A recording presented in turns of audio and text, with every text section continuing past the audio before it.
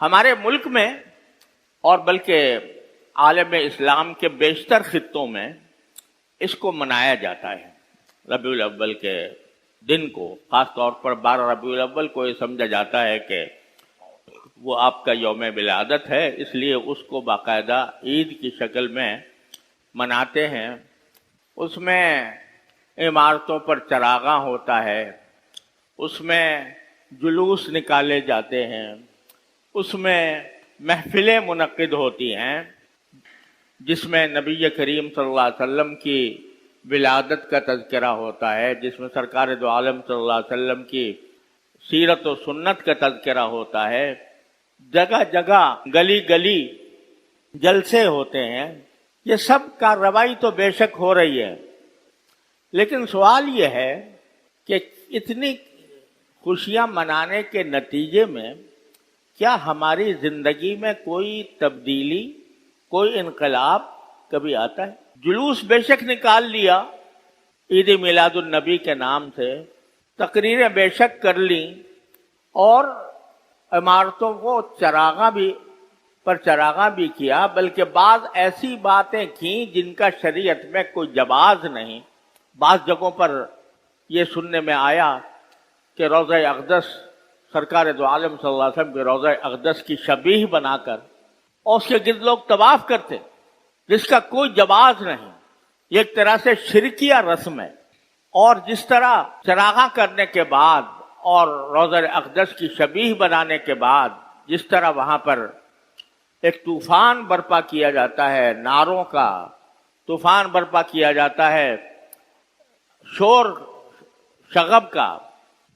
موسیقی کے ساتھ نبی کریم صلی اللہ علیہ وسلم کی نعتیں پڑھی جاتی ہیں، موسیقی کے ساتھ، وہ موسیقی جس کو نبی کریم صلی اللہ علیہ وسلم نے ناجائز قرار دیا تھا، اس موسیقی کے ساتھ نعتیں پڑھی جا رہی ہیں۔ خواتین جن کی آواز کو سرکار دو عالم صلی اللہ علیہ وسلم کی ازواج مطہرات سے بھی یہ فرمایا گیا تھا کہ تم اپنی آوازیں پست رکھا کرو، اور جن کے بارے میں بعض فقہاء کرام کا بلکہ ایک اکثریت کا یہ موقف ہے کہ عورت کی آواز بھی عورت ہے، یعنی آواز کو سننا غیر محرموں کے لیے لذت لینے کے لیے حرام ہے، لیکن وہ نعتیں پڑھ رہی ہیں اور نعتیں پڑھ کر اس کو پھیلایا جا رہا ہے، لوگ اس کو شوق اور رغبت کے ساتھ سن رہے ہیں۔ یہ سارے وہ کام ہیں جن کو نبی کریم صلی اللہ علیہ وسلم نے منع فرمایا تھا۔ اور اس سارے ہنگامے میں یہ سوچنے والا کوئی ہے کہ نہیں کہ سرکار دو عالم صلی اللہ علیہ وسلم کی کچھ تعلیمات تھیں، آپ کی کچھ سنتیں تھیں، اور آپ اس دنیا میں اس کام کے لیے نہیں آئے تھے کہ آپ کے نام پر میلے لگائے جائیں۔ آپ نے یہ فرمایا تھا کہ لا تتخذوا قبری عیدا، کہ میری قبر کو بھی عید نہ بنانا، میلہ نہ بنانا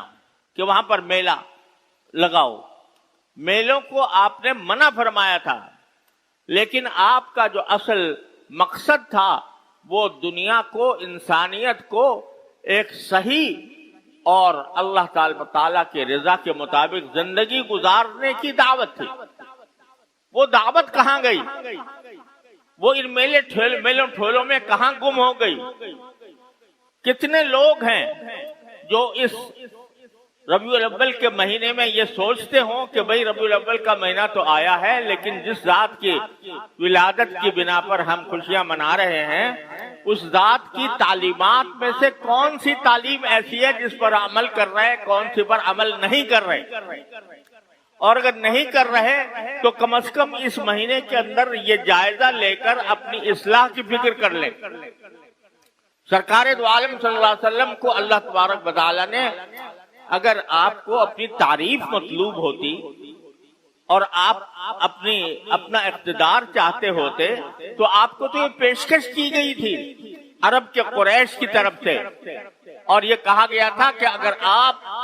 دولت چاہتے ہیں تو ہم ساری دولت آپ کے قدموں میں ڈھیر کرنے کو تیار ہیں، اگر آپ کو اقتدار چاہیے تو ہم اپنا سردار آپ کو بنانے کو تیار ہیں، اگر آپ کو حسن و جمال چاہیے تو ہم عرب کا منتخب حسن و جمال آپ کی خدمت میں پیش کرنے کو تیار ہیں، لیکن آپ یہ دعوت چھوڑ دیجیے جو دعوت آپ لے کر آئے۔ سرکار دو عالم صلی اللہ علیہ وسلم نے جواب میں فرمایا کہ اگر تم میرے ایک ہاتھ میں آفتاب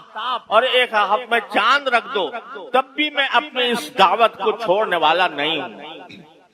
آپ اس لیے نہیں آئے تھے کہ آپ کے قصیدے پڑھے جائیں، آپ اس لیے نہیں آئے تھے کہ آپ دنیا سے اپنی تعریف کرائیں،